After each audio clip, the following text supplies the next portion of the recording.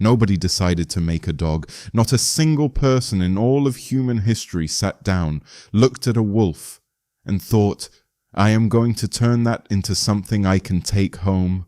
And yet, every dog that has ever lived, every golden retriever sleeping on a sofa, every chihuahua in a handbag, every border collie racing across a field, is the result of something that happened completely by accident, a change so unlikely, so gradual, so invisible to the people it was happening around, that it took tens of thousands of years before anyone understood what they had done.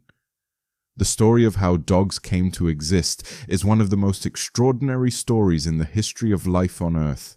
And it begins not with humans deciding to tame wolves, but with wolves deciding to tolerate humans.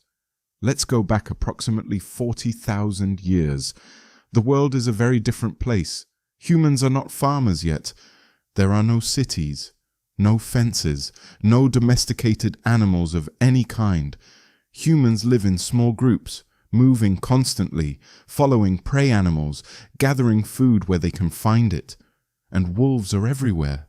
Large, intelligent, highly social predators, living in packs, covering enormous territories, competing with humans for the same prey animals. For most of human prehistory, the relationship between humans and wolves is simple: mutual avoidance or mutual antagonism. Wolves are dangerous, humans are unpredictable. Both have reasons to keep their distance, and for hundreds of thousands of years, they do. But then, in certain places, something begins to shift. Not because anyone planned it, not because anyone wanted it, but because of garbage. Early human campsites produced waste, bones, scraps of meat, discarded food, and some wolves, the ones whose fear of humans was slightly lower than average, began to approach these sites, not to attack, not to compete, just to eat what had been left behind. These wolves were not brave in the heroic sense. They were simply fractionally less afraid than their siblings, and that fractional difference was about to change everything. Here is the mechanism that makes this story extraordinary. The wolves that were less fearful of humans were able to access a reliable food source that other wolves could not. More food meant better health. Better health meant more successful reproduction. More successful reproduction meant more offspring who inherited that same fractionally lower fear. Over generations, over centuries, the wolves hanging around human campsites were not just less afraid, they were increasingly, structurally different. And this is where the science becomes almost unbelievable. In 1959, Soviet geneticist Dmitry Belyaev began one of the most famous experiments in the history of biology. He wanted to understand how domestication changes animals. So he took wild silver foxes, animals that had never been domesticated, and began selectively breeding them for one trait only: tameness. The foxes that showed the least fear of humans, the ones that tolerated being approached, that didn't bite, that didn't flee immediately, were the only ones allowed to reproduce. Everything else, coat color, body shape, anatomy, behavior, was left entirely to chance. Belyaev expected this to take hundreds of generations. He was wrong.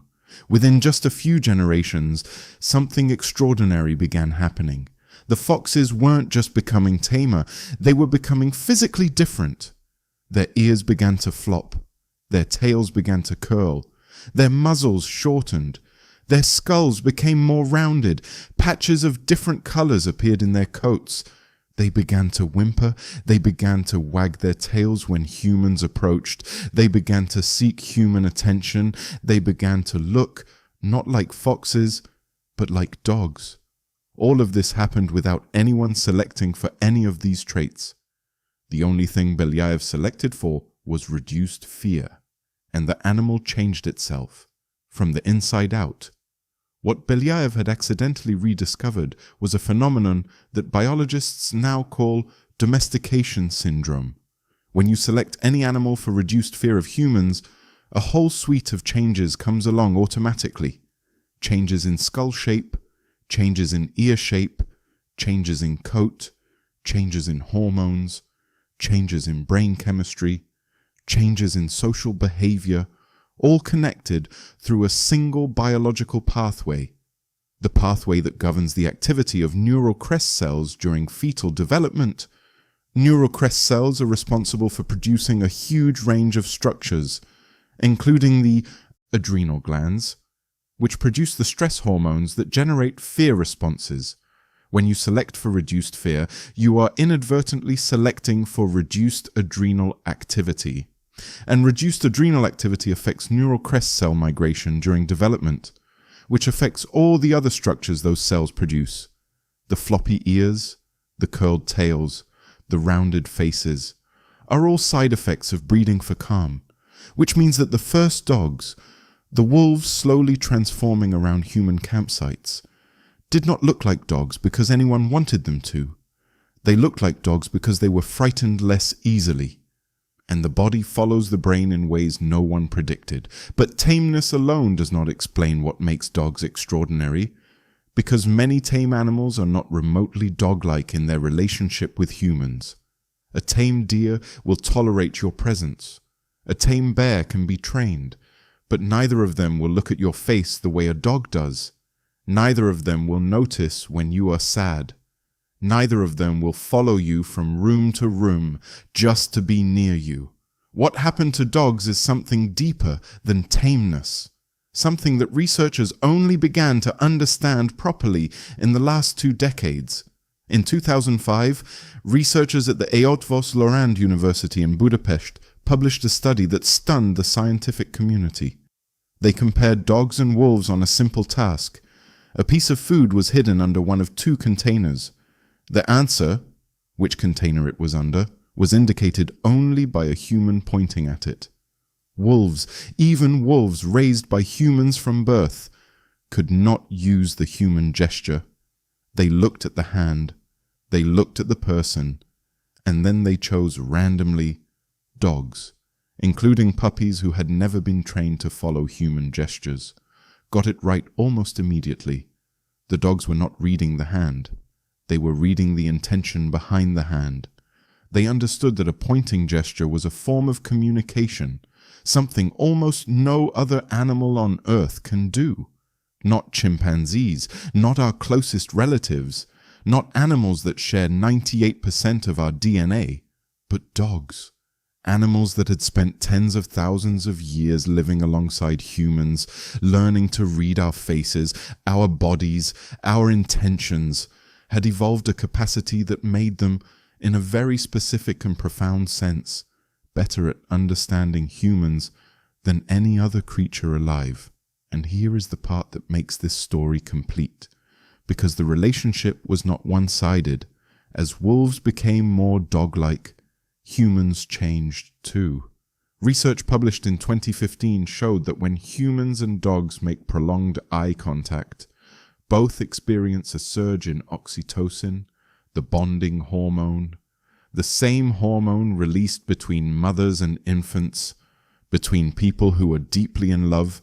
The human brain, over thousands of years of living alongside dogs, had rewired itself to respond to a dog's gaze the way it responds to the gaze of a beloved person.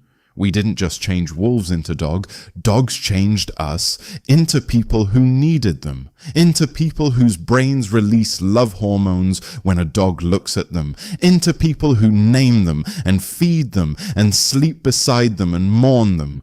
The accident that started with a slightly less fearful wolf approaching a campfire ended with something that has no parallel anywhere in the natural world.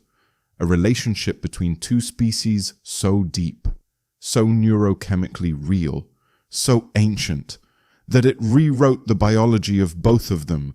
The dog sleeping at your feet right now is not what anyone intended to create.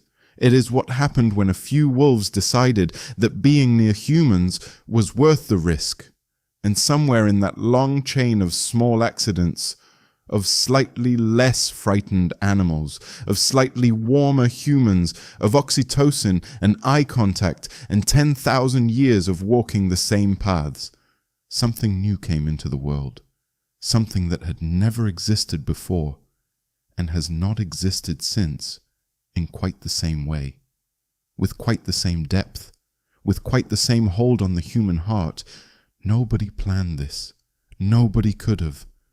But here we are, and here they are, exactly where they have always been, beside us. If this made you look at your dog differently, share it with someone who loves theirs, and I will see you in the next one.